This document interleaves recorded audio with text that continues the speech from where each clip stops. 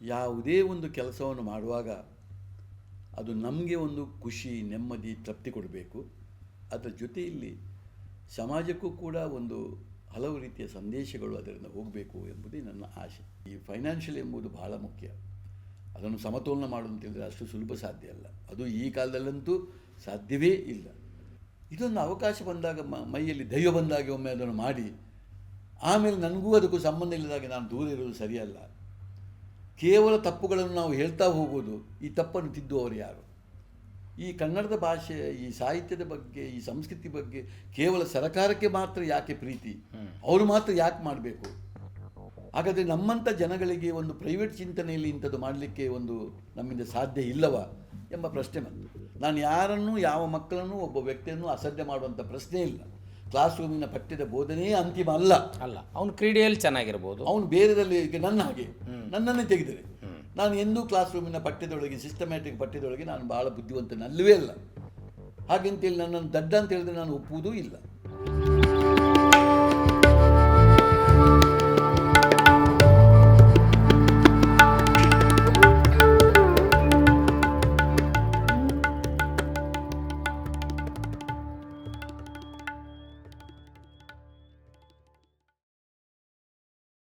ನಮಸ್ಕಾರ. ಶರಣಾರ್ಥಿ. ಪ್ರತಿಯೊಬ್ಬ ವ್ಯಕ್ತಿಗೆ ಪ್ರೊಫೆಷನ್ ಒಂದಾಗಿದ್ದರೆ ಪ್ಯಾಷನ್ ಮತ್ತೊಂದಾಗಿರುತ್ತೆ. ಆದರೆ ಆ ಪ್ಯಾಷನ್ ವ್ಯಕ್ತಿಗೆ ಬಹಳ ದೊಡ್ಡ ಇಮೇಜನ್ನು ಕಟ್ಟಿಕೊಡುತ್ತೆ. ಆ ಇಮೇಜ್ ಸೃಷ್ಟಿಯಾಗಬೇಕಾಗಿದ್ದರೆ ವೈಯಕ್ತಿಕವಾಗಿ ಮನುಷ್ಯನಿಗೆ ಬಹಳ ವಿಸ್ಮಯವಾದ ಇಮ್ಯಾಜಿನೇಷನ್ ಇರಬೇಕು. ಆ ಇಮ್ಯಾಜಿನೇಷನನ್ನು ಶಿಕ್ಷಣ, ಸಂಸ್ಕೃತಿ, ಕಲೆ ಹೀಗೆ ಎಲ್ಲದರಲ್ಲಿ ಸಾಕಾರ ಮಾಡಿದ ದೈತ್ಯ ಪ್ರತಿಭೆ ನಮ್ಮೊಂದಿಗಿದ್ದಾರೆ. ಅವರೇ ಡಾಕ್ಟರ್ ಮೋಹನ್ ಆಳ್ವ. ಅವರನ್ನು ನಾನು ಈ ಮಾತಿಗೆ ಸ್ವಾಗತಿಸ್ತೇನೆ. ನಮಸ್ಕಾರ ಸರ್. ನಮಸ್ಕಾರ ಸರ್. ಸರ್, ಪ್ರತಿಯೊಬ್ಬ ಮನುಷ್ಯನಿಗೆ ಪ್ಯಾಷನ್ ಇರುತ್ತೆ. ಯಾವ ಲೆವೆಲ್ಗೆ ಪ್ಯಾಷನ್ ಇರುತ್ತೆ ಅಂದರೆ, ನನಗೊಂದು ಖಚಿತವಾದ ಆದಾಯ ಇರ್ತದೆ, ಆ ಆದಾಯಕ್ಕೆ ತಕ್ಕಂತೆ ನಾನು ಪ್ಯಾಷನನ್ನು ಮಾಡಬೇಕು ಅನ್ನೋದು ಹವ್ಯಾಸ ಇರುತ್ತೆ. ಆದರೆ ನೀವು 15-20 ವರ್ಷಗಳ ಹಿಂದೆ ವಿರಾಸತ್ ನುಡಿಸಿರಿ ಆರಂಭ ಮಾಡಿದಾಗ ಕೋಟಿಗಟ್ಟಲೆ ಹಣ ಖರ್ಚು ಮಾಡ್ತಿದ್ರಿ. ನಾವೆಲ್ಲ ತಿಳಿದ ಹಾಗೆ ಒಂದು ಶಿಕ್ಷಣ ಸಂಸ್ಥೆಗೆ ಆ ಮಟ್ಟದ ಆದಾಯ ಇರೋದಿಲ್ಲ. ಆದರೆ ನಾವು ಇಟ್ಕೊಂಡಿರೋ ಪ್ಯಾಷನ್ ಸಲುವಾಗಿ ಆ ಕೋಟಿಗಟ್ಟಲೆ ಹಣ ಖರ್ಚು ಮಾಡಿ ಜನರಿಗೆ ಸಾಂಸ್ಕೃತಿಕ ಅದ್ಭುತವಾದ ಸ್ವರ್ಗವನ್ನು ತೋರಿಸ್ಬೇಕನ್ನುವ ಉದ್ದೇಶ ಏನು? ಅದಕ್ಕೆ ಕಾರಣ ಏನು?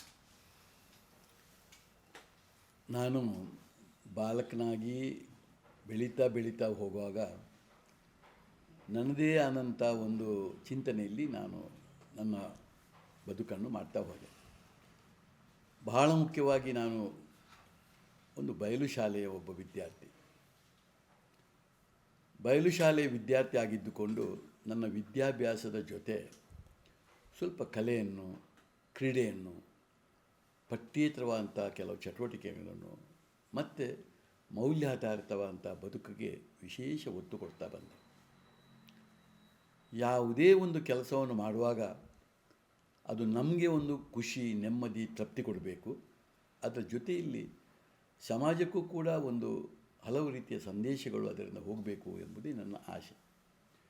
ಈ ದೃಷ್ಟಿಯಲ್ಲಿ ಆಗುವಾಗ ಇದನ್ನು ಕ್ರೀಡೆ ಮತ್ತು ಸಾಂಸ್ಕೃತಿಕವನ್ನು, ನಾನು ಭಾಷೆಯನ್ನು ಅವಿಭಾಜ್ಯ ಅಂಗವಾಗಿ ಬೆಳೆಸಿಕೊಂಡು ಹೋದೆ. ಮುಂದೆ ವಿದ್ಯಾರ್ಥಿಯಾಗಿ ಮುಂದೆ ಬಂದು ನನ್ನ ವೃತ್ತಿಯನ್ನು ಪ್ರಾರಂಭ ಮಾಡಿದೆ. ವೃತ್ತಿಯನ್ನು ಪ್ರಾರಂಭ ಮಾಡಿದ ಮೇಲೆಯೂ ಕೂಡ ಅದನ್ನು ಬಿಟ್ಟುಬಿಡಲಿಲ್ಲ. ಅದು ನನ್ನ ಅವಿಭಾಜ್ಯ. ಅದು ಇಲ್ಲದೆ ನನ್ನ ಬದುಕೇ ಇಲ್ಲ ಎಂಬುದನ್ನು ತೀರ್ಮಾನ ಮಾಡಿದ್ದೆ. ಯಾಕೆಂದರೆ ಅದರಿಂದ ಎಷ್ಟು ನನಗೆ ಕೊಡುಗೆ ಇದೆ ಅಂತೇಳಿ ಅದನ್ನು ಅನುಭವಿಸಿದ ನನಗೇ ಗೊತ್ತು. ಮಾನಸಿಕ ನೆಮ್ಮದಿನ, ಮಾನಸಿಕ, ಬೇರೆ ಯಾವ ಅದರಲ್ಲಿ ಬರುವಂಥ ಆದಾಯ ಇಲ್ಲ. ಅದರಲ್ಲಿ ಆದಾಯ ಎಂಬುದು ಇಲ್ಲವೇ ಇಲ್ಲ. ಅದು ಒಂದು ನಮಗೆ ಒಂದು ನೆಮ್ಮದಿ, ನಮ್ಮ ಬದುಕಿಗೆ ಒಂದು ನೆಮ್ಮದಿ, ಒಂದು ತೃಪ್ತಿ, ಖುಷಿ ಒಂದು ಕೊಟ್ಟಾಗ್ತದೆ. ಅದಕ್ಕೆ ಬೆಲೆ ಕಟ್ಟಲಿಕ್ಕೆ ಸಾಧ್ಯವೇ ಇಲ್ಲ. ಅದು ಮುಂದೆ ಹೋಯಿತು. ನಾನೊಬ್ಬ ವೈದ್ಯನಾಗಿ ನಾನು ಜನರಲ್ ಪ್ರಾಕ್ಟೀಸ್ ಮಾಡಿದಂಥ ಒಬ್ಬ ವ್ಯಕ್ತಿ ಮುಂದೆ ಒಂದು 150 ಬೆಡ್ಡಿನ ಆಸ್ಪತ್ರೆಯನ್ನು ಕಟ್ಟಬೇಕಾಯಿತು.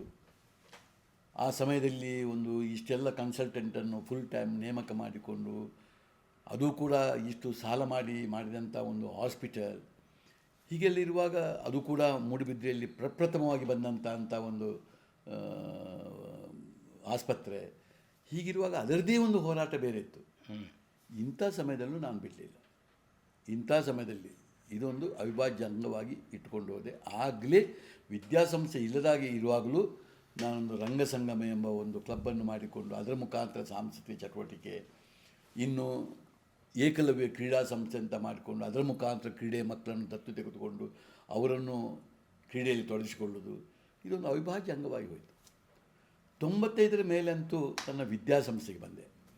ವಿದ್ಯಾಸಂಸ್ಥೆಗೆ ಬಂದು ಈಗ ಹಂತ ಹಂತವಾಗಿ ಬೆಳೆದು ಈಗ ಒಂದು 22,000 ಮಕ್ಕಳು ಈಗ ನಮ್ಮ ವಿದ್ಯಾಸಂಸ್ಥೆಯಲ್ಲಿದ್ದಾರೆ. 4,500 ಸ್ಟಾಫ್ ಇದ್ದಾರೆ. ಹಲವಾರು ಕೆಲಸಗಳು ನನಗಿದೆ. ಇಷ್ಟಿದ್ದರೂ ಕೂಡ ಇವತ್ತಿಗೂ ಆ ಏನು ನನ್ನ ಪ್ರಾರಂಭದ ಚಿಂತನೆ ಇದೆ ಅದು ಇವತ್ತಿಗೂ ನನ್ನಲ್ಲಿ ಜೀವಂತವಾಗಿದೆ. ನಾನು ಅದನ್ನು ಬಿಟ್ಟು ಬಿಡುವಂಥ ಪ್ರಶ್ನೆ ಇಲ್ಲ.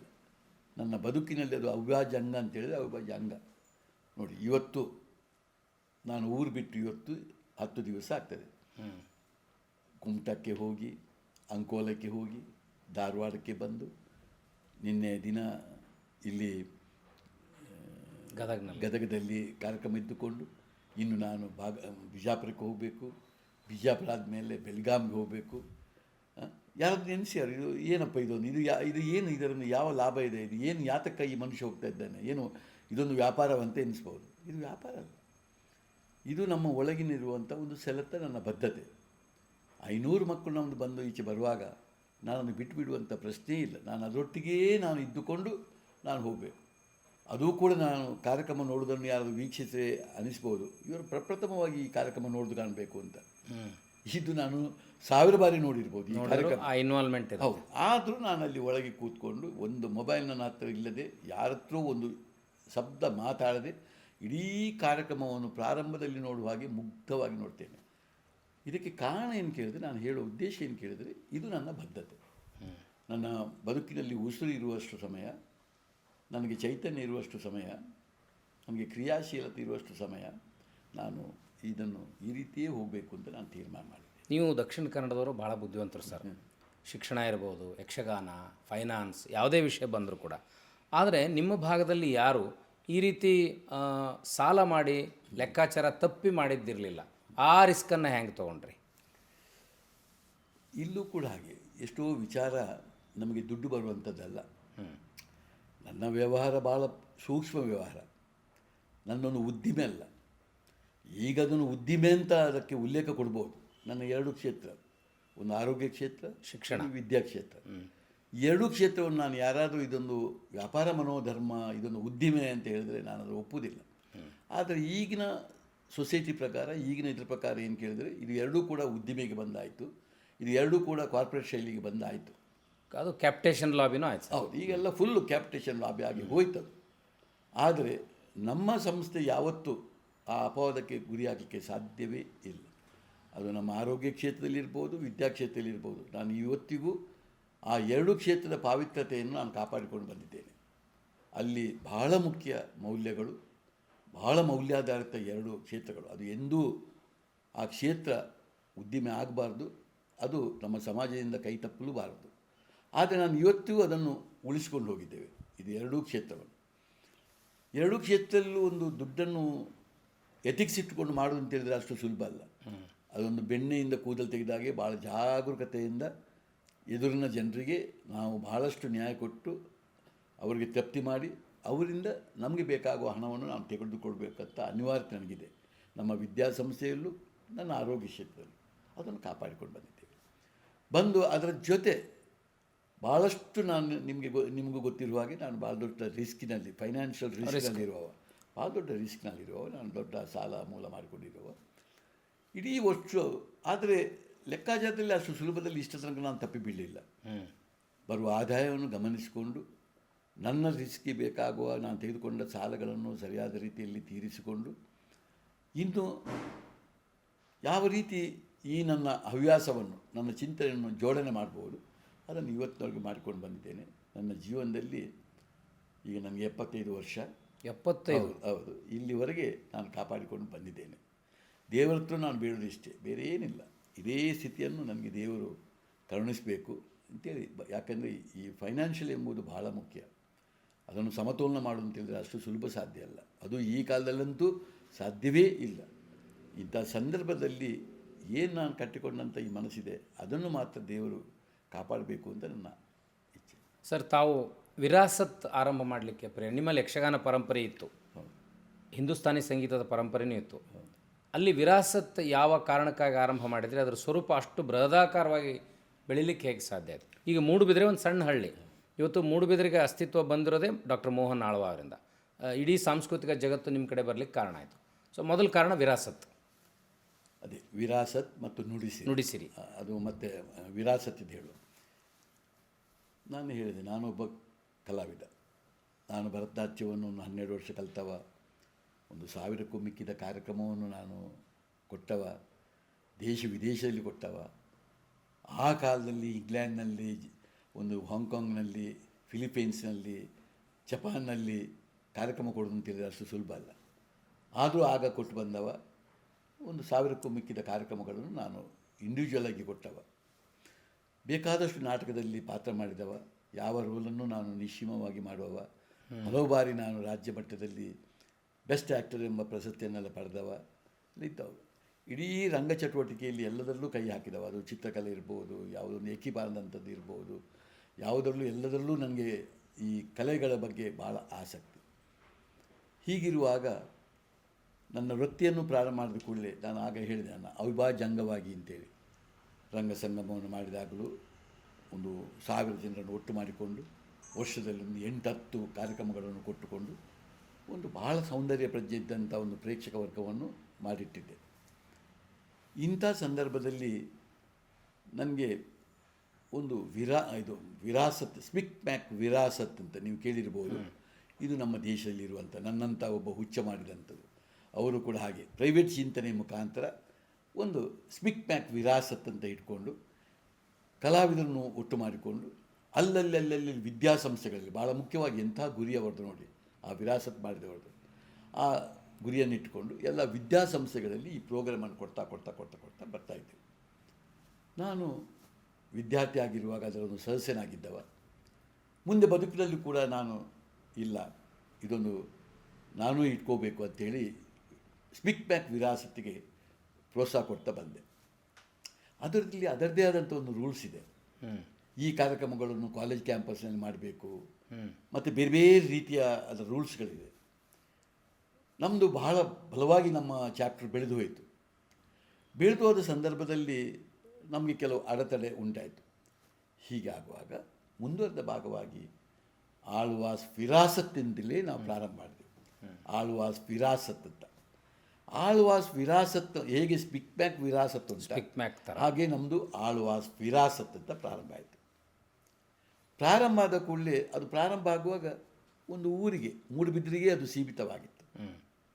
ಅದು ಅಲ್ಲಿಂದ ಮೂಡುಬಿದ್ರೆಯಿಂದ ಅದು ಜಿಲ್ಲೆಗೆ ಹೋಯಿತು, ಜಿಲ್ಲೆಯಿಂದ ರಾಜ್ಯಕ್ಕೆ ಹೋಯಿತು, ದೇಶೀಯ ಮಟ್ಟಕ್ಕೆ ಹೋಯಿತು.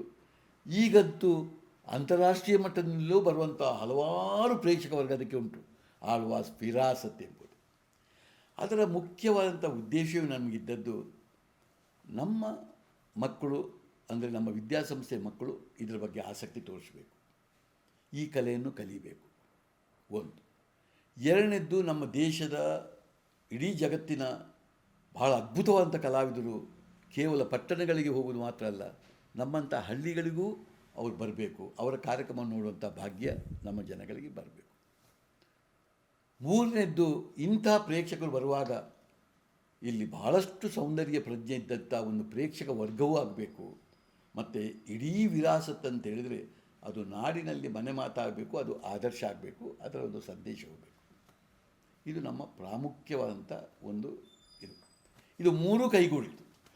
ನಮ್ಮ ಮಕ್ಕಳು, ವಿದ್ಯಾಸಂಸ್ಥೆ ಮಕ್ಕಳು ಅದರಲ್ಲಿ ತೊಡಗಿಸ್ಕೊಂಡ್ರು, ಸಂಪೂರ್ಣ ಅದರಲ್ಲಿ ತೊಡಗಿಸ್ಕೊಂಡು ಅವರು ಅದನ್ನು ಕಲಿಬೇಕು ಅಂತ ಮನಸ್ಸು ಮಾಡಿದರು. ಪ್ರೇಕ್ಷಕ ವರ್ಗಂತೂ ಅದು ಇಡೀ 10-50 ಸಾವಿರ ಜನ ಸೇರುವಂಥ ಪ್ರೇಕ್ಷಕ ವರ್ಗ, ಅದು ಬಹಳಷ್ಟು ಸೌಂದರ್ಯ ಪ್ರಜ್ಞೆ ಅಂತ. ಯಾರು ಬಂದರೂ ಕೂಡ ನಮ್ಮ ಪ್ರೇಕ್ಷಕವನ್ನು ನೋಡಿಕೊಂಡು ಇಂಥ ಪ್ರೇಕ್ಷಕರು ನಾವು ಹೋದಂಥ ಯಾವ ಲೋಕದಲ್ಲೂ ಇಲ್ಲ ಎಂಬ ಮಾತನ್ನು ಕೊಡುವಷ್ಟು ಪ್ರೇಕ್ಷಕ ವರ್ಗ ಆಯಿತು. ಹೀಗೆಲ್ಲ ಆಗಿ ಅದು 30 ವರ್ಷದಿಂದ ಇವತ್ತು ಆಳ್ವಾಸ್ ವಿರಾಸತ್ ಬೆಳೀತಾ ಬಂತು. ಇವತ್ತು ಕೂಡ ಹಾಗೆ ಅದು ಜಾಗತಿಕ ಮಟ್ಟದಲ್ಲಿ ಬೆಳೀತದೆ. ಈ ಮೂರು ನಮಗೆ ಆಗಿದೆ. ಈಗ ನಮ್ಮ ಮಕ್ಕಳು ಯಾರು ಕಲಿತರು, ಯಾರು ಅಭ್ಯಾಸ ಮಾಡಿದರು ಅಂಥ ಮಕ್ಕಳು ಅವರು ಕಲಾವಿದರಾಗೋ ಜೊತೆಯಲ್ಲಿ ಈ ಕಲೆಯನ್ನೆಲ್ಲ ಸರಿಯಾಗಿ ಪ್ರದರ್ಶನ ಮಾಡುವಂಥ ಸಾಮರ್ಥ್ಯವನ್ನು ಮಾಡಿದರು. ಈಗ ಮಕ್ಕಳು ಬಂದು ಈ ಆಳ್ವಾಸ್ ನುಡಿಸಿರಿ ವಿರಾಸತ್ತಿನ ಸಾಂಸ್ಕೃತಿಕ ವೈಭವ ಅಂತ ಹೆಸರಿಟ್ಟುಕೊಂಡು ಈಗ ನಾವು ಲೋಕದಲ್ಲಿ ವರ್ಷಕ್ಕೆ ಒಂದು 50 ಬಾರಿ 50 ಕಡೆಗಳಲ್ಲಿ ಹೋಗ್ತೇವೆ. ಹೋಗಿ ಈ ಪ್ರದರ್ಶನವನ್ನು ಕೊಟ್ಟುಕೊಂಡು ಅಲ್ಲಿಯ ಜನಗಳು ಕೂಡ ಸೈ ಸೈ ಅಂತ ಹೇಳಿಕೊಂಡು ಅದ್ಭುತ ಅಂತ ಹೇಳಿಕೊಂಡು ಅಲ್ಲೂ ಕೂಡ ಸೌಂದರ್ಯ ಪ್ರಜ್ಞೆಯನ್ನು ಪ್ರೇಕ್ಷಕರಲ್ಲಿ ಹುಟ್ಟುಹಾಕುವಂಥ ಕೆಲಸ ಈಗ ಆಗ್ತಾಯಿದೆ. ಇದೇ ಮುಂದುವರೆದ ಭಾಗ. ಹೀಗೆ ಆಳ್ವಾಸ್ ವಿರಾಸತ್ 30 ವರ್ಷದಿಂದ ಬೆಳೀತಾ ಬೆಳೀತಾ ಬೆಳೀತಾ ಪ್ರದರ್ಶನ ಕೊಡ್ತಾ ಬಂತು. ನುಡಿಸಿರಿಗೆ ಪ್ರೇರಣೆ ಸರ್, ನೀವು ಅಲ್ಲಿ ಸಾಹಿತ್ಯ ಸಮ್ಮೇಳನ ನಡೆದಾಗ ಅದರ ಉಸ್ತುವಾರಿಯನ್ನು ವಹಿಸ್ಕೊಂಡು ಅಚ್ಚುಕಟ್ಟಾಗಿ ಮಾಡಿದ್ರಿ. ಆ ಸಾಹಿತ್ಯ ಸಮ್ಮೇಳನ ಅಥವಾ ಕನ್ನಡ ಸಾಹಿತ್ಯ ಪರಿಷತ್ತಿನ ಕೆಲವು ಲೋಪದೋಷಗಳನ್ನು ಗಮನದಲ್ಲಿಟ್ಕೊಂಡು ಅದನ್ನು ಸರಿ ಮಾಡಿ ನುಡಿಸಿರಿಯಲ್ಲಿ ನಮ್ಮ ಸಾಹಿತಿಗಳಿಗೆ ಈಡೇರಿಸಿದ್ರಿ. ಅದಕ್ಕೆ ಕಾರಣ ಏನು? ನಮಗೆ ಒಂದು ಅವಕಾಶ ಸಿಕ್ಕಿತು, ದೇವರೊಂದು ಅವಕಾಶ ಕೊಟ್ಟರು. ಅಖಿಲ ಭಾರತ ಕನ್ನಡ ಸಾಹಿತ್ಯ ಸಮ್ಮೇಳನವನ್ನು ಮೂಡುಬಿದಿರೆಯಲ್ಲಿ ಮಾಡುವಂಥ ಅವಕಾಶ ನಮಗೆ ಕೊಟ್ಟಿತ್ತು. ಮೂಡುಬಿದಿರೆ ಒಂದು ಹೋಬಳಿ ಮಟ್ಟದ ಒಂದು ಸಣ್ಣ ಊರು. ಇಲ್ಲಿ ಏನೂ ಇಲ್ಲ, ಅದನ್ನು ಮಾಡಲಿಕ್ಕೆ ಅಷ್ಟು ಸುಲಭ ಸಾಧ್ಯ ಇಲ್ಲ, ಫೆಸಿಲಿಟೀಸೇ ಇಲ್ಲ, ಏನಿಲ್ಲ. ಈಗಾದರೆ ನಮಗೆ ಏನು ಮಾಡ್ಬೋದು. ಆಗ ಆ ಸಮಯದಲ್ಲಿ ನಮಗೆ ಮಾಡುವಂಥ ಪ್ರಶ್ನೆ ಇಲ್ಲ. ಇಂಥ ಸಂದರ್ಭದಲ್ಲಿ ಅವಕಾಶ ಸಿಕ್ಕಿದ್ದನ್ನು ನಾವು ಬಿಟ್ಟುಬಿಡುವವರಲ್ಲ. ನಮ್ಮ ಇಡೀ ಸಾಮರ್ಥ್ಯ, ನಮ್ಮ ಇಡೀ ಅದರ ಒಂದು ಅನುಭವ ಆಗಬೇಕಾದ್ರೆ ನಾವು ಅಂಥ ಜವಾಬ್ದಾರಿ ತೆಗೆದುಕೊಳ್ಳುವ ಸಮರ್ಪಕ ರೀತಿಯಲ್ಲಿ ತೆಗೆದುಕೊಂಡು ಅದನ್ನು ಮೂಡುಬಿದ್ರೆಯಲ್ಲಿ ಒಂದು ಒಳ್ಳೆಯ ವಾತಾವರಣದಲ್ಲಿ ಅದನ್ನು ಮಾಡಿ ಎಂದೂ ಇಷ್ಟ ತನಕ ಅಂಥ ಒಂದು ಸಕ್ಸಸ್ ಒಂದು ಸಾಹಿತ್ಯ ಸಮ್ಮೇಳನವೇ ಆಗಲಿಲ್ಲ. ಇನ್ನು ಮುಂದೆಗೆ ಇದು ಒಂದು ದಾರಿದೀಪ ಅಂತೇಳಿ ಒಂದು ಹೆಸರು ಬಂತು.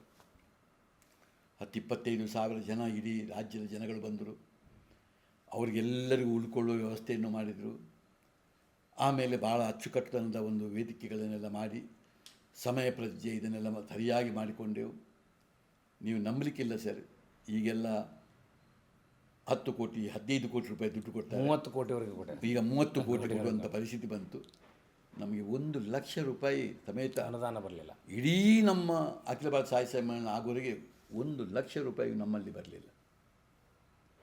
ಆಗಿನ ನಮ್ಮ ಬಜೆಟೇ ಎಷ್ಟು ಕೇಳಿದರೆ 1,03,00,000 ರೂಪಾಯಿ ಖರ್ಚಿನಲ್ಲಿ ನಾವು ಅದನ್ನು ಮಾಡಿದೆವು. ಯಾವ ದುಡ್ಡು ಬರದೆ ಇದೆಲ್ಲವನ್ನು ಮಾಡಿ ತೋರಿಸಿ 3 ಲಕ್ಷ ರೂಪಾಯಿ ಉಳಿಸಿ 15 ದಿನದೊಳಗೆ ಅಕೌಂಟ್ ಕೊಟ್ಟೆ ನಾನು. ಯಾವತ್ತೂ ಅಲ್ಲಿವರೆಗೆ ಸಾಹಿತ್ಯ ಸಮ್ಮೇಳನ ಮುಗಿದು 2 ವರ್ಷ 3 ವರ್ಷವಾದರೂ ಲೆಕ್ಕ ಪರಿಚಯ ಕೊಡಲ್ಲ. ಆಯಿತು. ಭಾಳಷ್ಟು ಅನುಭವ ಆಯಿತು ಸರ್, ಭಾಳಷ್ಟು ಅನುಭವ ಆಯಿತು. ಅಂದರೆ ಹೇಗೆ ಅಂತೇಳಿ ಒಂದು ದಾಖಲೆಗಳಿಲ್ಲ ಕನ್ನಡ ಸಾಹಿತ್ಯ ಪರಿಷತ್ತಿನಲ್ಲಿ, ದಾಖಲೆ ಕೇಳುವಾಗ ಸರ್ ಎಷ್ಟು ಪುಸ್ತಕ ಮಳಿಗೆಗಳು ಬರ್ತದೆ ರೀ, ಸಿಕ್ಕಾಪಟ್ಟೆ ಬರ್ತದೆ ರೀ. ಆಯಿತು, ಎಷ್ಟು ಬರ್ತದೆ, ಹೇಗೆ ಬರ್ತದೆ ಅಂತ ಕೇಳಿದರೆ ಒಂದು ಲೆಕ್ಕ ಇಲ್ಲ. ಯಾರು ಬರ್ತಾರೆ ಲೆಕ್ಕ ಇಲ್ಲ. ಇನ್ನು ಯಾರು ಇಲ್ಲಿ ಬರುವಂಥವರು ಯಾರು ಅಂತ ಕೇಳಿದರೆ ಬರ್ತಾರೆ, ಖಂಡಪಟ್ಟೆ ಜನ ಬರ್ತಾರೆ. ಯಾವ ಲೆಕ್ಕವೂ ಏನೂ ಇಲ್ಲ. ಯಾವುದಾದ್ರೂ ದಾಖಲೆಗಳನ್ನು ಕೊಡಿ, ನಾವು ಅದನ್ನು ಇಟ್ಕೊಂಡು ನಾವು ಏನು ಮಾಡುವ ಅಂತ ಹೇಳಿದರೆ ಇವರ ಹತ್ರ ಒಂದು ದಾಖಲೆಗಳು ಕೂಡ ಇಲ್ಲ, ಯಾವ ದಾಖಲೆಯೂ ಇಲ್ಲ. ಇಂಥ ಸಂದರ್ಭದಲ್ಲಿ ನಾವು ಮಾಡಬೇಕಾಯಿತು. ಇದನ್ನು ಭಾಳ ಅಚ್ಚುಕಟ್ಟುತನದಿಂದ ಎಲ್ಲವನ್ನು ಭಾಳ ಇದರಲ್ಲಿ ನಾವು ಮಾಡಿ ಯಾವ ಸಮಸ್ಯೆ ಇಲ್ಲದೆ ಆಯಿತು. ಎಂಥ ಅನುಭವ ಸರ್, ಕಹಿ ಅನುಭವ ಅಲ್ಲ, ಒಳ್ಳೆಯ ಅನುಭವವೂ ಕೆಟ್ಟ ಅನುಭವವೂ ಇದೆ. ಭಾಳ ಗಮ್ಮತ್ತಿದು. ಎಷ್ಟೋ ಬಾರಿ ನಾನೊಂದು ಹೇಳಲಿಕ್ಕುಂಟು. ಏನು ಕೇಳಿದರೆ ಪ್ರತಿಯೊಂದಕ್ಕೂ ಕೊನೆಗಳಿಗೆಯಲ್ಲಿ ನಮಗೆ ಬೆಂಗಳೂರಿನಿಂದ ಸಿಗ್ನಲ್ ಬರಬೇಕು. ನಮಗೆ ಆಗ ಆಗ್ತಿತ್ತು, ಅಯ್ಯೋ ದೇವರೇ, ಒಂದು ಬೆಳಗಿನ ಕಾಫಿ ತಿಂಡಿಗೆ ಬೇಕಾದಷ್ಟೆಲ್ಲ ಮಾಡಿಟ್ಟಿದ್ದೇವೆ, ಸ್ವೀಟನ್ನು ಮಾಡಿಟ್ಟಿದ್ದೇವೆ, ಅದಕ್ಕೆ ಬೇಕಾಗೋ ಇಡ್ಲಿ ಎಲ್ಲ ಮಾಡಿಟ್ಟಾಗಿದೆ, ಎಲ್ಲವೂ ಆಗಿದೆ, ಅತಿಥಿಗಳು ಬಂದಾಗಿದೆ, ಎಲ್ಲರೂ ಬಂದಾಗಿದೆ.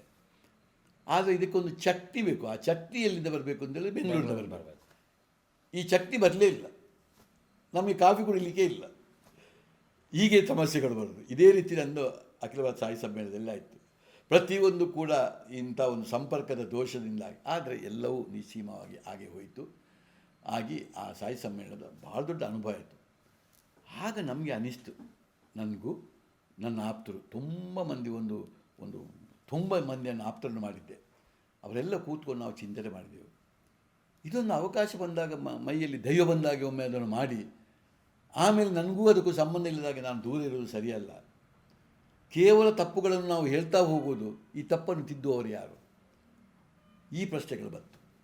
ಮತ್ತೊಂದು ನನಗೆ ಅಗಾಧವಾಗಿ ಬಂದಂಥ ಪ್ರಶ್ನೆ, ಈ ಕನ್ನಡದ ಭಾಷೆ, ಈ ಸಾಹಿತ್ಯದ ಬಗ್ಗೆ, ಈ ಸಂಸ್ಕೃತಿ ಬಗ್ಗೆ ಕೇವಲ ಸರಕಾರಕ್ಕೆ ಮಾತ್ರ ಯಾಕೆ ಪ್ರೀತಿ, ಅವರು ಮಾತ್ರ ಯಾಕೆ ಮಾಡಬೇಕು? ಹಾಗಾದರೆ ನಮ್ಮಂಥ ಜನಗಳಿಗೆ ಒಂದು ಪ್ರೈವೇಟ್ ಚಿಂತನೆಯಲ್ಲಿ ಇಂಥದ್ದು ಮಾಡಲಿಕ್ಕೆ ಒಂದು ನಮ್ಮಿಂದ ಸಾಧ್ಯ ಇಲ್ಲವಾ ಎಂಬ ಪ್ರಶ್ನೆ ಬಂತು. ಆಗ ಆಳ್ವಾಸ್ ನುಡಿಸಿರಿ ಎಂಬುದು ಪ್ರಾರಂಭ ಆಯಿತು. ಪ್ರಾರಂಭ ಮಾಡಿಕೊಂಡು ಇದನ್ನು ವರ್ಷ ನಾವು ಸರಿಯಾಗಿ ಮಾಡಬೇಕು. ಎಂಥ ಅಂಕು ಡೊಂಕುಗಳಲ್ಲಿದೆ ಅದನ್ನು ನಾವು ಸರಿ ಮಾಡಬೇಕು. ಸಮ್ಮೇಳನದಲ್ಲಿದ್ದ ದೋಷಗಳನ್ನೆಲ್ಲ ಇಲ್ಲಿ ಸರಿ ಮಾಡಬೇಕು, ನಾವು ಮಾದರಿ ಆಗಬೇಕು ಎಂಬ ಪ್ರಶ್ನೆ ಮಾಡಬೇಕು. ಯಾವುದೇ ಸರ್ಕಾರದಿಂದ ಅನುದಾನ ಸಿಕ್ಕದೆ ನಾವು ಅದನ್ನು ಮಾಡ್ತಾ ಬಂದೆವು. ಹಂತ ಹಂತವಾಗಿ ಅದು ಬೆಳೀತಾ 10-30 ಸಾವಿರ ಜನ ರಾಜ್ಯದಿಂದ ಬರಲಿಕ್ಕೆ ಪ್ರಾರಂಭ ಆಯಿತು.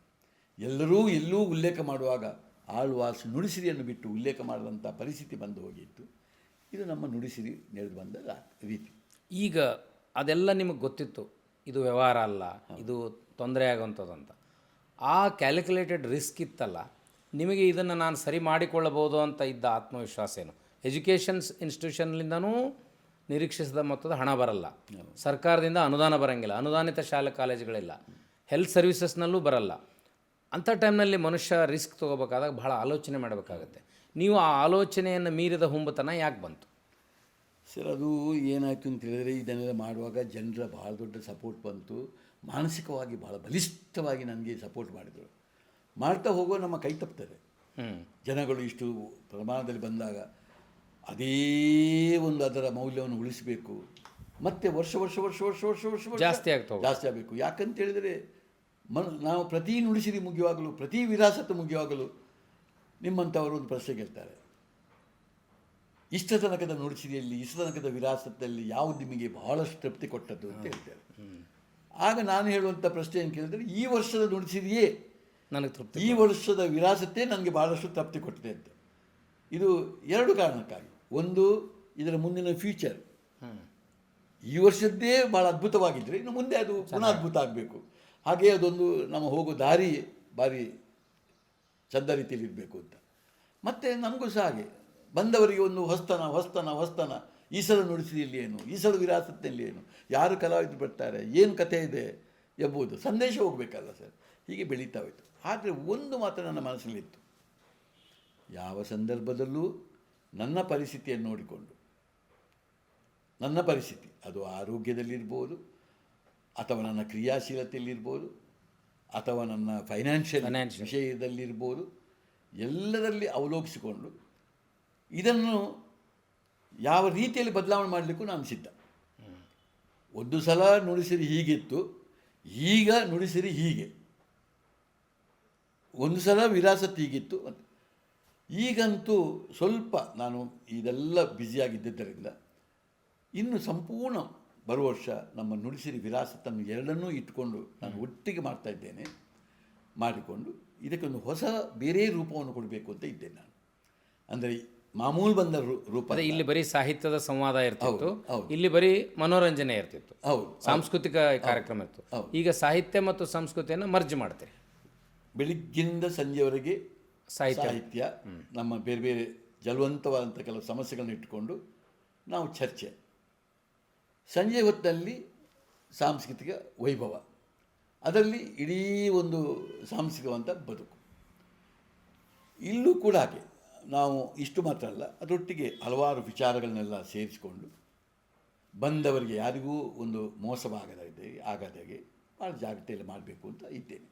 ಇದು ಬರುವ ವರ್ಷದ ನಮ್ಮ ನುಡಿಸಿರಿ ವಿರಾಸತ್ತನ್ನು ಜೋಡಣೆ ಮಾಡಿಕೊಂಡು ಮಾಡುವಂಥ ಕಾರ್ಯಕ್ರಮ. ನೀವು ಅಲ್ಲಿ ಮಾಡಿದ್ರಿ, ಯಾಕೆ ಎಲ್ಲ ಜಿಲ್ಲೆಗಳಿಗೆ ಇದನ್ನು ಕೊಂಡೊಯ್ಯಬೇಕು ಅಂತ ಅನ್ನಿಸ್ತು? ನಿಮ್ಮಲ್ಲಿದ್ದ ಶಿಸ್ತು, ನಿಮ್ಮಲ್ಲಿದ್ದ ಸಂಯಮ, ಅಚ್ಚುಕಟ್ಟುತನ ನೀವು ಬೇರೆ ಬೇರೆ ಪ್ರದೇಶಗಳಲ್ಲಿ ಕಾಣಲಿಕ್ಕೆ ಸಾಧ್ಯ ಇಲ್ಲ. ಅದು ಜನರ ಮನೋಭಾವ. ಅದು ಆ ರಿಸ್ಕನ್ನು ಯಾಕೆ ತೊಗೊಂಡ್ರಿ? ಮತ್ತೆ ಒಂದು ಆಯ್ತು, ಹಂಗೆ ಮೂಡುಬಿದ್ರೆಯಲ್ಲೇ ಮಾಡೋದಕ್ಕಿಂತ ಸ್ವಲ್ಪ ಹೊರಗೆ ಹೋಗಿ ಮಾಡುವ ಅಂತೇಳಿ ಆಯಿತು. ತುಂಬ ಅಪೇಕ್ಷೆಗಳಿತ್ತು ಎಲ್ಲರದು. ಸರ್ ನಮ್ಮೂರಿನಲ್ಲಿ ಮಾಡಿ ಅಂತ. ನನ್ನ ಇಡೀ ನುಡಿಸಿರಿಯನ್ನು ವಿರಾಸತ್ತನ್ನು ಕೊಂಡೋಗಿ ಒಂದು ಊರಿನಲ್ಲಿ ಮಾಡಲಿಕ್ಕೆ ಆಗೋದಿಲ್ಲ. ನಾವು ಮೂಡುಬಿದ್ರೆಯಲ್ಲಿ ಮಾಡುವಾಗೆ ಮಾಡೋದನ್ನು ಅಲ್ಲಿ ಮಾಡಲಿಕ್ಕೆ ಆಗೋದಿಲ್ಲ. ಯಾಕೆ ಆಗೋದಿಲ್ಲ ಅಂತ ಹೇಳಿದರೆ, ಉಳ್ಕೊಳ್ಳೋ ವ್ಯವಸ್ಥೆ ಆಗಬೇಕು, ಇಷ್ಟು ಜನರಿಗೆ ಊಟೋಪಚಾರದ ವ್ಯವಸ್ಥೆ ಆಗಬೇಕು, ಹೊಸ ಒಂದು ಇದನ್ನು ನಾವು ಟ್ರೆಂಡ್ ಸೃಷ್ಟಿ ಮಾಡಬೇಕು. ಅಷ್ಟು ಸುಲಭ ಅಲ್ಲ.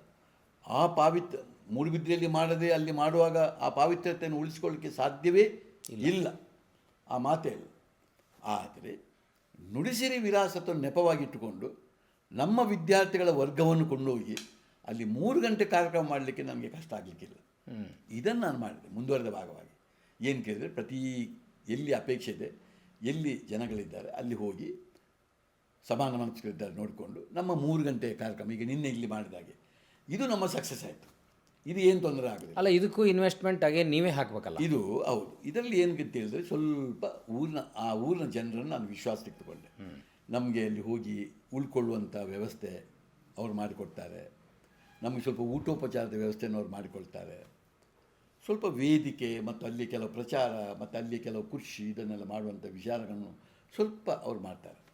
ನಾವು ಇಡೀ ನಮ್ಮ ತಂಡವನ್ನು ಹೋಗೋದು, ಇದಕ್ಕೆ ಬೇಕಾಗುವ ಸ್ವಲ್ಪ ಮೈಕ್ ಅಥವಾ ಲೈಟ್ಸ್ಗಳನ್ನು ಇದನ್ನೆಲ್ಲ ಕೊಂಡು ಹೋಗೋದು ಮಾಡಿಕೊಂಡು ಆಗ ಏನಾಗ್ತದೆ, ನಮ್ಮ ಸ್ವಲ್ಪ ಖರ್ಚಾಗ್ತದೆ, ಸ್ವಲ್ಪ ಭಾಗ ಆ ಊರಿನವ್ರಿಗೆ ಖರ್ಚಾಗ್ತದೆ. ಒಂದು ರೀತಿಯ ನಮ್ಮ ಘಟಗಳನ್ನು ಮಾಡಿದೆವು. ವಿಶ್ವ ನುಡಿಸಿರಿ ವಿರಾಸತ್ತನ್ನು 2012 ಇಸ್ವಿಯಲ್ಲಿ ಮಾಡುವಾಗ ಇದನ್ನು ವಿಶ್ವಕ್ಕೆ ಕೊಂಡೋಗಬೇಕೆಂಬ ನಿಯಮದಿಂದ 88 ಘಟಕಗಳನ್ನು ಮಾಡಿದೆವು. ಆಳ್ವಾಸ್ ನುಡಿಸಿರಿ ವಿರಾಸತ್ 88 ಘಟಕ. ಅದರಲ್ಲಿ ಘಟಕದಲ್ಲಿ ಈಗ ನಿನ್ನೆ ಒಂದಾದ ಘಟಕ ಅಲ್ಲ, ಇದು 10 ವರ್ಷದ ಹಿಂದೆ ಇಲ್ಲಿ ಘಟಕ ಆಗಿದೆ. ಘಟಕ ಹಾಕ್ಕೊಂಡು ತೋಂಟರಾಚಾರ್ಯ ಸ್ವಾಮೀಜಿಯವರು ಇಟ್ಟುಕೊಂಡು ನಾವು ಘಟಕ ಆಗಿದೆ. ಹೀಗೆ 88 ಘಟಕಗಳು ನಮ್ಮ ರಾಜ್ಯ, ದೇಶ, ವಿದೇಶದಲ್ಲೂ. ನಾನು ದುಬೈಗೆ ಹೋಗಿದ್ದೇವೆ, ಮಸ್ಕತ್ತಿಗೆ ಹೋಗಿದ್ದೇವೆ, ಅಬುದಾಬಿಗೆ ಹೋಗಿದ್ದೇವೆ, ಬ್ಯಾರಿನಿಗೆ ಹೋಗಿದ್ದೇವೆ. ಇದೆಲ್ಲ ಹೋಗಿ ಬಂದವರು ನಾವು. ಎಷ್ಟು ತಂಡ ಇರುತ್ತೆ ಸಂಖ್ಯೆ ಸರ್? ಎಷ್ಟು ರಿಸ್ಟ್ರಿಕ್ಟ್ ಮಾಡಿರಿ? ಹೌದು. ಸ್ವದೇಶದಲ್ಲಾದರೆ ಎಷ್ಟು, ವಿದೇಶದಲ್ಲ? ವಿದೇಶಕ್ಕೆ ಹೋಗುವಾಗ ನಮಗೊಂದು ಕನಿಷ್ಠ 150 ಜನ ಹೋಗಬೇಕಾಗ್ತದೆ. 150 ಜನ. ದೇಶದಲ್ಲಿ ಮಾಡುವಾಗ ನಾವು ಒಂದು 300-350 ಮಕ್ಕಳು, ಮತ್ತು ನಮಗೆ ಸಾಧ್ಯ ಆದರೆ 450-500 ಮಕ್ಕಳು. ಈಗ ನಿನ್ನೆ ದಿನದಲ್ಲಿ ನಾವು 450 ಮಕ್ಕಳು ಇಲ್ಲಿ ಬಂದಿದ್ದೇವೆ ಗದಗಕ್ಕೆ. ಇಷ್ಟು ದೊಡ್ಡ ಪ್ರಮಾಣದಲ್ಲಿ ನಾವು ಬರ್ತೇವೆ. ಹಾಗೆ ನಾವು ಈಗ ಇದನ್ನು ಮೂಡುಬಿದಿರೆಯಲ್ಲಿ ಮಾಡುವಾಗ ಅಲ್ಲಿ ಇದರ ಮುಮ್ಮಾಡಿ 1000 ಜನ ಸರ್. ಹೌದು, ಅಷ್ಟು ಮಕ್ಕಳು ಕಲಾಗಾರರು ಬಂದು ವೇದಿಕೆಯಲ್ಲಿ ಪ್ರದರ್ಶನ ಮಾಡ್ತಾರೆ. ಈ ಮಕ್ಕಳು ಅಂತ ಬಂದಾಗ ಸರ್, ದಕ್ಷಿಣ ಕನ್ನಡದ ಮಕ್ಕಳಿಗೆ ಒಂದು ಸಂಸ್ಕೃತಿ ಇದೆ, ಸಮಯ ಪ್ರಜ್ಞೆ ಇದೆ, ಜಾಣತನ ಇದೆ. ಅದು ಬೈ ಡಿಫಾಲ್ಟ್ ಬಂದಿರುವಂಥದ್ದು. ಈಗ ನೀವು 2ನೇ ಭಾಗವಾಗಿ ಶಿಕ್ಷಣ ಸಂಸ್ಥೆಯನ್ನು ಪ್ರಾರಂಭ ಮಾಡಿದ್ರಿ. ಇಲ್ಲಿ ನಿಮಗೆ ಕೇಟ್ರಿಂಗ್ ಆಗಿದ್ದು ಎಲ್ಲ ನಾರ್ತ್ ಕರ್ನಾಟಕದ ಮಕ್ಕಳು. ಇವ್ರನ್ನ ಹೆಂಗೆ ಟ್ಯೂನ್ ಮಾಡ್ತೀರಿ ನೀವು? ಈಗ ಸಂಪೂರ್ಣ ನಾರ್ತ್ ಕರ್ನಾಟಕ ನಾನು ಹೇಳಲಿಲ್ಲ, ಸಂಪೂರ್ಣ ಯುವಶಕ್ತಿ.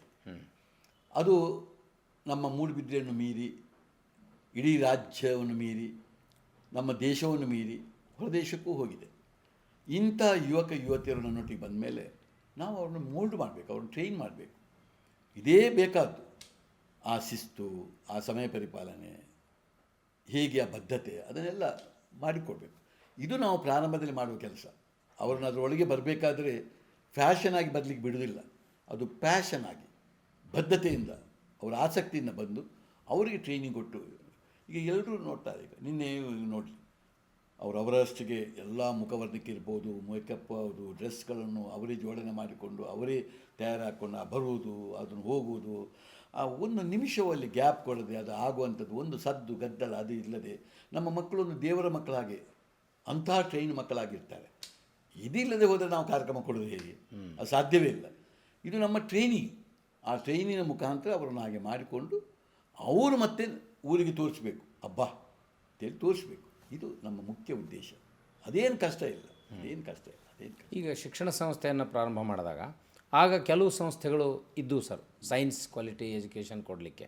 ನೀವು 2ನೇ ಹಂತವಾಗಿ ಆ ರಿಸ್ಕನ್ನು ತೊಗೊಂಡ್ರಿ. ಮತ್ತು ಆ ಗುಣಮಟ್ಟದ ಸೈನ್ಸ್ ಶಿಕ್ಷಣದ ಕಾನ್ಸೆಪ್ಟ್ ಹೆಂಗಿತ್ತು, ಆಮೇಲೆ ಯಾವುದೇ ಆಯಿತು ಅದು ಮಾಸ್ ಆಗಾದಾಗ, ಸಾವಿರಾರು ಸಂಖ್ಯೆಯಲ್ಲಾದಾಗ ಅದ್ರ ಗುಣಮಟ್ಟ ಹೋಗುತ್ತೆ ಅಂತ ಹೇಳ್ತಾರೆ. ಆ ರೇಷಿಯೋನ ನೀವು ಹೆಂಗೆ ಮೇಂಟೈನ್ ಮಾಡಿದ್ರಿ? ನಮ್ಮಲ್ಲಿ ಸರಿ ಇಂಥ ನೋಡಿ, ಈಗ ಏನಾಗಿದೆ ಅಂದರೆ ಈಗ ನಾವು ಒಂದು 18 ವರ್ಷದ ಒಂದು ವಿದ್ಯಾಭ್ಯಾಸವನ್ನು ಆಲೋಚನೆ ಮಾಡುವ. ಈಗ ಒಂದು ಮರ ಇದ್ದಾಗೆ, ಮರದಲ್ಲಿ ಮುಖ್ಯವಾಗಿ ಪ್ರಬಲವಾಗಿ ಅದರ ಕಾಂಡ ಅದು ಭಾಳ ಗಟ್ಟಿಯಾಗಿರಬೇಕು. ನಾವು ಪಂಚಾಂಗ ಅಂತಲೂ ಹೇಳ್ಬೋದು, ಅದು ಭಾಳ ಗಟ್ಟಿ ಇರಬೇಕು. ಇದು ಪ್ರಾಥಮಿಕ ಶಿಕ್ಷಣ, ಪ್ರೌಢ ಶಿಕ್ಷಣ ಭಾಳ ಮುಖ್ಯವಾಗಿ. ಆಮೇಲೆ PUC ಇದು ಭಾಳ ಮುಖ್ಯ ನಮಗೆ. ಇದು ಬುನಾದಿ, ಒಂದು ವಿದ್ಯಾಭ್ಯಾಸದ ಬುನಾದಿ. ಇದು ಭಾಳ ಸ್ಟ್ರಾಂಗ್ ಆಗಿರಬೇಕು.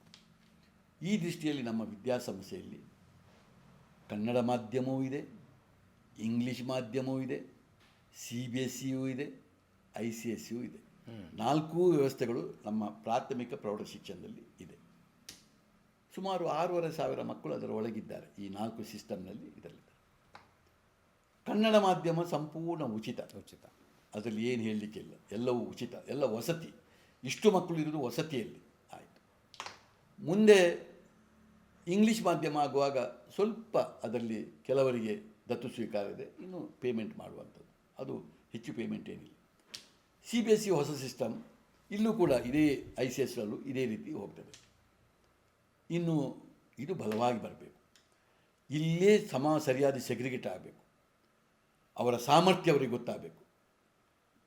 ಕ್ಲಾಸ್ ರೂಮಿನ ಒಳಗಿನ ಪಠ್ಯದ ಪುಸ್ತಕದಲ್ಲಿ ನನ್ನ ಸ್ಥಿತಿಗತಿಗಳು ಹೇಗಿದೆ, 100%ನಲ್ಲಿ ನಾನು ಯಾವ ಮಟ್ಟದಲ್ಲಿದ್ದೇನೆ, ನಾನು 95%ನ ಮೇಲಿನಲ್ಲಿದ್ದೇನಾ, 90%ನ ಮೇಲಿನಲ್ಲಿದ್ದೇನಾ, 85%ನ ಮೇಲಿದ್ದೇನಾ, ಅಥವಾ 60%ನ ಮೇಲಿದ್ದೇವಾ, ಅಥವಾ 50%ನಿಂದ ಕೆಳಗಿದ್ದೇನಾ ಎಂಬುದು ತೀರ್ಮಾನ ಆಗಬೇಕು. ಆ ವಿದ್ಯಾರ್ಥಿಗೂ ಅವರ ತಂದೆ ತಾಯಿಗೂ ನಮ್ಮಂಥ ವಿದ್ಯಾಸಂಸ್ಥೆಗೂ ಒಂದು ಗೊತ್ತಾಗಬೇಕು. ನಾನು ಯಾರನ್ನೂ ಅಸಡ್ಡೆ ಮಾಡೋದಲ್ಲ, ಎಲ್ಲರನ್ನೂ ಇಟ್ಕೊಂಡು ಬರೀ 90% ಆ ಮಾತಿಲ್ಲ. ಇದು ಅವರಿಗೊಂದು ಸಾಮರ್ಥ್ಯ ಗೊತ್ತಾಗಬೇಕು. ನಾನು ಯಾರನ್ನೂ, ಯಾವ ಮಕ್ಕಳನ್ನು, ಒಬ್ಬ ವ್ಯಕ್ತಿಯನ್ನು ಅಸಡ್ಡೆ ಮಾಡುವಂಥ ಪ್ರಶ್ನೆ ಇಲ್ಲ. ಕ್ಲಾಸ್ ರೂಮಿನ ಪಠ್ಯದ ಬೋಧನೆಯೇ ಅಂತಿಮ ಅಲ್ಲ. ಅವನು ಕ್ರೀಡೆಯಲ್ಲಿ ಚೆನ್ನಾಗಿರ್ಬೋದು, ಅವನು ಬೇರೆದಲ್ಲಿ ನನ್ನ ಹಾಗೆ ನನ್ನನ್ನೇ ತೆಗೆದರೆ ನಾನು ಎಂದೂ ಕ್ಲಾಸ್ ರೂಮಿನ ಪಠ್ಯದೊಳಗೆ, ಸಿಸ್ಟಮ್ಯಾಟಿಕ್ ಪಠ್ಯದೊಳಗೆ ನಾನು ಭಾಳ ಬುದ್ಧಿವಂತನಲ್ಲವೇ ಅಲ್ಲ. ಹಾಗೆಂತೇಳಿ ನನ್ನನ್ನು ದಡ್ಡ ಅಂತ ಹೇಳಿದ್ರೆ ನಾನು ಒಪ್ಪುವುದೂ ಇಲ್ಲ. ನನ್ನದು ಸಾಮರ್ಥ್ಯ ಬೇರೆ. ಅದಕ್ಕೆ ನಾನು ಮೊದಲೇ ಪ್ರಾರಂಭದಲ್ಲಿ ಹೇಳಿದೆ, ನಾನು ಬಯಲು ಶಾಲೆಯ ವಿದ್ಯಾರ್ಥಿ ಅಂತ ನಿಮ್ಮ ಹತ್ರ ಹೇಳಿದೆ. ಅದಕ್ಕೆ ಹೇಳಿದೆ ಇಂಥ ಒಂದು ವಿದ್ಯಾಭ್ಯಾಸ ಇರುವಂಥದ್ದು. ಇಲ್ಲಿ ನಮಗೊಂದು ಸ್ಥಿತಿ. ಇನ್ನೀಗ PUC ಭಾಳ ಮುಖ್ಯ. PUC ಆಗುವಾಗ ಅಲ್ಲಿ ತೀರ್ಮಾನ ಆಗ್ತದೆ, ನಾನು ಸೈನ್ಸಿಗೆ ಹೋಗ್ಬೇಕಾ, ಕಾಮರ್ಸಿಗೆ ಹೋಗ್ಬೇಕಾ, ಆರ್ಟ್ಸಿಗೆ ಹೋಗ್ಬೇಕಾ. ಆಗ ಈ 10ನೇ ತರಗತಿಯ ಮಾರ್ಕು ಭಾಳ ಮುಖ್ಯ, ಇಬ್ಬರಿಗೂ ಭಾಳ ಮುಖ್ಯ. ಆಯಿತು, ಇಲ್ಲಿ ಬಂದ ಮೇಲೆ ಕೇವಲ NCERT ಸಿಲೆಬಸ್ ಅಲ್ಲಿ ಇರುವುದಲ್ಲ. NCERT ಸಿಲೆಬಸ್ನೊಳಗೆ 10ನೇ ತರಗತಿಯವರೆಗೆ NCERT ಸಿಲೆಬಸ್ಸೇ ಅಂತಿಮ. PUC ಬರುವಾಗ NCERT ಸಿಲೆಬಸ್ನೊಟ್ಟಿಗೆ ಪೂರಕ ಎಕ್ಸಾಮ್ಗಳು, ಕಾಂಪಿಟೇಟಿವ್ ಎಕ್ಸಾಮ್ಗಳು ಮುಖ್ಯ. ಸೈನ್ಸಿಗೆ ಆಗುವಾಗ CET, NEET, JEE-ನಂಥ, ನಾಟಾ, NDA-ದಂಥ ಕಾಂಪಿಟೇಟಿವ್ ಎಕ್ಸಾಮ್. ಕಾಮರ್ಸಿಗೆ ಆಗುವಾಗ NCERT syllabus plus CA, CSC, CLAT exam, civil ಸರ್ವಿಸ್ಗಳು ಭಾಳ ಮುಖ್ಯ. ಆರ್ಟ್ಸಿಗೆ ಆಗುವಾಗಲೂ NCERT ಸಿಲೆಬಸ್ನ ಮೇಲೆ ಒಂದು CLAT ಎಕ್ಸಾಮ್ ಇರ್ಬೋದು, ಅಥವಾ ಸಿವಿಲ್ ಸರ್ವಿಸ್ಗಳು UPSC. ಹೌದು, ಇದೆಲ್ಲ ಮುಖ್ಯ. ಇಂಥ ಸಂದರ್ಭದಲ್ಲಿ ನಾವು NCERT ಸಿಲೆಬಸನ್ನು ಬಲವಾಗಿ ಕಲಿಸಬೇಕು. ಅದರೊಟ್ಟಿಗೆ ಕಾಂಪಿಟೇಟಿವ್ ಎಕ್ಸಾಮ್ಗಳನ್ನು ಕೂಡ ಹೇಗೆ ಅಟೆಂಡ್ ಮಾಡೋದು ಎಂಬುದನ್ನು ಅರ್ಥೈಸಿಕೊಂಡು ನಾವು ಟ್ರೈನಿಂಗ್ ಕೊಡಬೇಕು. ಇದು ನಮ್ಮಲ್ಲಿ ಇದೆ. ಅಲ್ಲೂ ಕೂಡ ನಮ್ಮಲ್ಲಿ 10ನೇ ತರಗತಿಯವರೆಗೆ 6,500 ಮಕ್ಕಳಿದ್ದಾರೆ. PUCಯಲ್ಲೂ ಫಸ್ಟ್ ಇಯರ್, ಸೆಕೆಂಡ್ ಇಯರ್ ಸೇರಿಸಿ 6,000 ಮಕ್ಕಳಿದ್ದಾರೆ. ನೀವು ಕೇಳಿದ ಪ್ರಶ್ನೆಗೆ ನನಗೆ ಉತ್ತರ ಕೊಡ್ತೇನೆ. ನೋಡುವಾಗ ಅಗಾಧವಾದಂಥ ಸಂಖ್ಯೆ ಇರುವ ಮಕ್ಕಳು. ಕಟ್ಟ ಕಡೆಯ ಒಬ್ಬ ವ್ಯಕ್ತಿಯೂ ಕೂಡ ನನ್ನ ಕೈಯಿಂದ ತಪ್ಪಬಾರದು ಎಂಬುದೇ ನನ್ನ ಬಹಳ ಮುಖ್ಯವಾದಂಥ ನನ್ನ ಪ್ರಜ್ಞೆ. ಈ ದೃಷ್ಟಿಯಲ್ಲಿ ಈಗ ಈ ಇಡೀ ಸಿಸ್ಟಮನ್ನು ನಾನು ಬೇರ್ಪಡಿಸಿ ಬಿಟ್ಟಿದ್ದೇನೆ. ಪ್ರಾರಂಭದ LKG, UKG ಸಿಸ್ಟಮೇ ಒಂದು ಬೇರೆ, ಅದನ್ನು ನೋಡಿಕೊಳ್ಳುವವರೇ ಬೇರೆ, ಆ ಇಡೀ ಸಿಸ್ಟಮ್ನ ಬಿಲ್ಡಿಂಗೇ ಬೇರೆ, ಅಲ್ಲಿರುವ ಕಾರ್ಯಕ್ರಮವೇ ಬೇರೆ. ಆಮೇಲೆ 1ನೇ ತರಗತಿಯಿಂದ 5ನೇ ತರಗತಿವರೆಗೆ ಅಲ್ಲಿ ಸಿಸ್ಟಮೇ ಬೇರೆ. ಅಲ್ಲಿ ಹೆಡ್ ಮಿಸ್ಸಸ್, ಅಲ್ಲಿಯೇ AO, ಅಲ್ಲಿಯೇ ಸೂಪರ್ವೈಸರ್, ಅಲ್ಲಿಯೇ ಟೀಚರ್ಸ್. ಅದು ಒಂದು ಪ್ರತ್ಯೇಕವಾಗಿ 1ರಿಂದ 5ರವರೆಗೆ ಪ್ರತ್ಯೇಕವಾಗಿ ಇರುವಂಥದ್ದು. ಇನ್ನು 6, 7, 8 ಎಂಬುದು ಅಲ್ಲೂ ಕೂಡ ಹಾಗೆ ಒಂದು ಸಿಸ್ಟಮೇ ಬೇರೆ. ಅಲ್ಲಿರುವ ಹೆಡ್ ಮಿಸ್ಸಸ್, ಅಲ್ಲಿರುವ ಶಿಕ್ಷಕರು, ಅಲ್ಲಿರುವ ಬಿಲ್ಡಿಂಗ್, ಅಲ್ಲಿರುವ ಹಾಸ್ಟೆಲ್ ಅದು ಬೇರೆ. ಇನ್ನು ಭಾಳ ಮುಖ್ಯವಾಗಿ 9ನೇ 10ನೇ ತರಗತಿ, ಅಲ್ಲೂ ಕೂಡ ಅಲ್ಲಿ ಒಂದು ಹೆಡ್ ಮಿಸ್ಸಸ್ಸೇ ಬೇರೆ, ಅಲ್ಲಿ ಸಿಸ್ಟಮೇ ಬೇರೆ. ಇದು ಕನ್ನಡ ಮಾಧ್ಯಮದ ಬೇರೆ, ಪುನಃ ಇಂಗ್ಲೀಷ್ ಮಾಧ್ಯಮದ ಬೇರೆ, CBSEದು ಬೇರೆ, ICSEದು ಬೇರೆ.